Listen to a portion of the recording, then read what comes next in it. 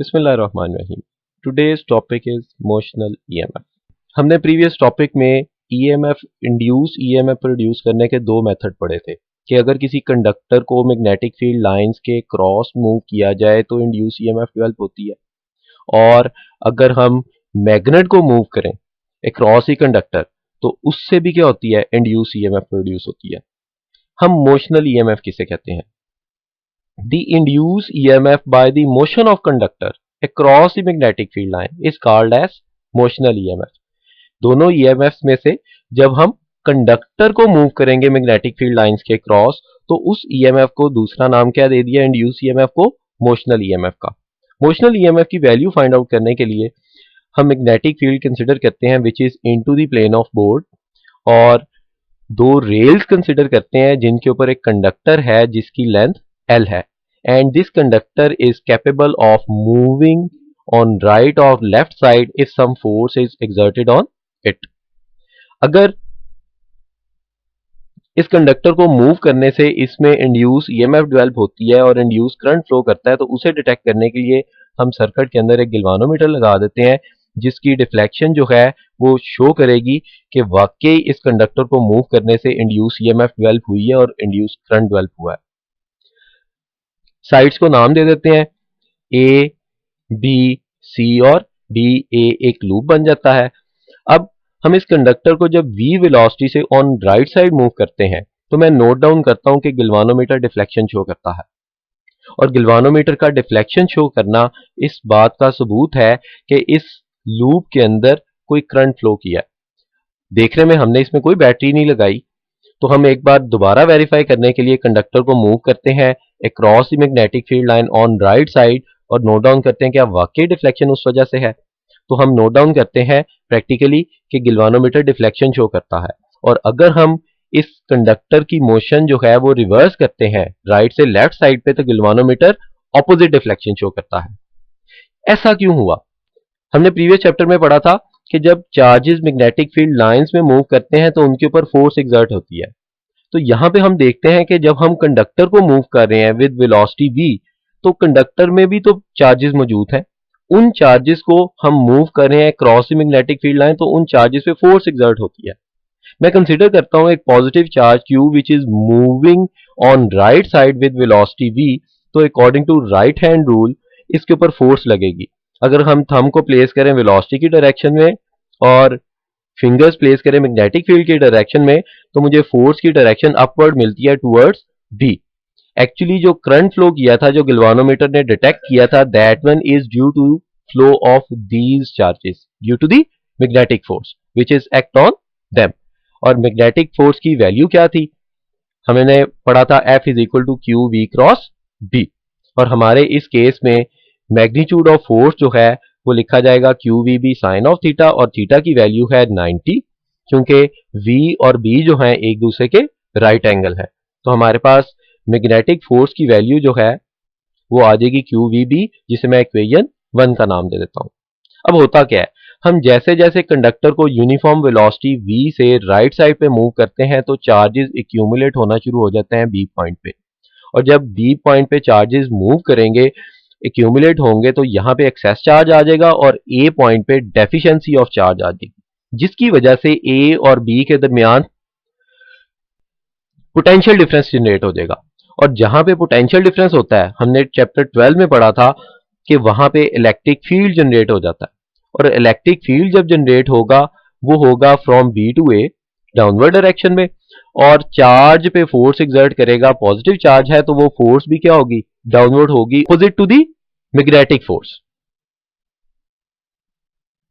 अब हमने पढ़ा था इलेक्ट्रिक फोर्स की वैल्यू को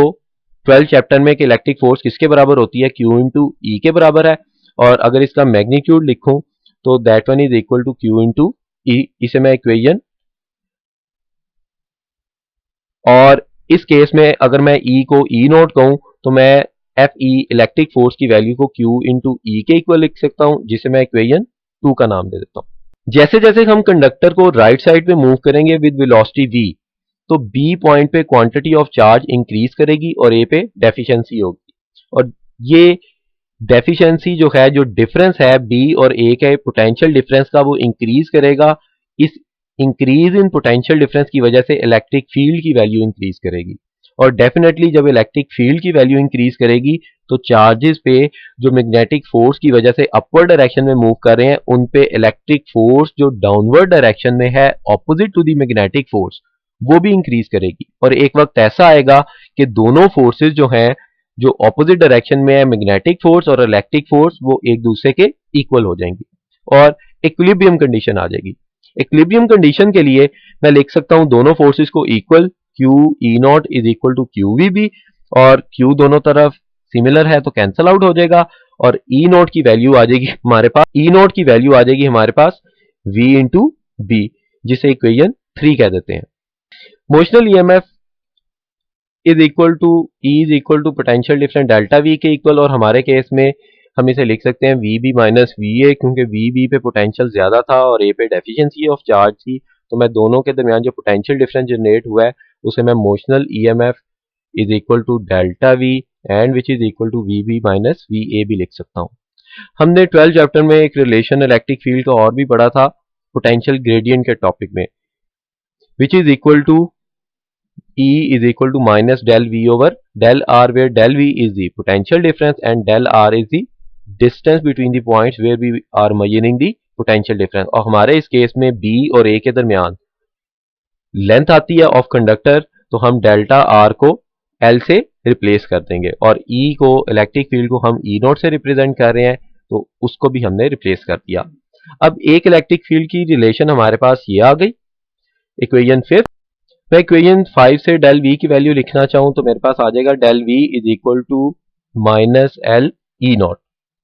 और ई नॉट की वैल्यू जो है इक्वेशन 3 से यूज करें तो मेरे पास रिलेशन आ जाता है minus L V into B, वहां पे हमने लिखा था E not is equal to V into B, तो ये वैल्यू यूज की तो ये रिलेशन आ गया। और यहां पे हम अगर इक्वेशन 4 को यूज करें तो मैं डेल वी को ईएमएफ के इक्वल लिख सकता हूं, तो मेरे पास फाइनल रिलेशन आ जाता है E is equal to minus L into B. और अगर जनरल रिलेशन लिखूं तो मैं थीटा रिप्रेजेंट करूंगा, if theta is the angle between V and B, तो हमारे पास फाइनल रिलेशन आ जाता है E is equal to minus V B L sine of theta. और हमारे इस केस में क्योंकि V और B के दरमियान एंगल 90 था तो साइन ऑफ थीटा को जब 90 पुट करेंगे तो हमारे पास ये रिलेशन दोबारा आ जाएगा जो हमने कंक्लूड किया। ये तो हमारे पास मोशनल ईएमएफ का फाइनल रिलेशन आ गया कि जब किसी कंडक्टर को मैग्नेटिक फील्ड लाइंस के क्रॉस मूव किया जाता है तो उसमें मोशनल ईएमएफ जो है जो डेवलप होती है that one is equal to minus V B L sine of theta. अब होगा क्या, जब हमने कहा कि चार्जेस मूव करते हैं towards point B due to the magnetic force और B पे एक्यूमुलेट करना शुरू कर देते हैं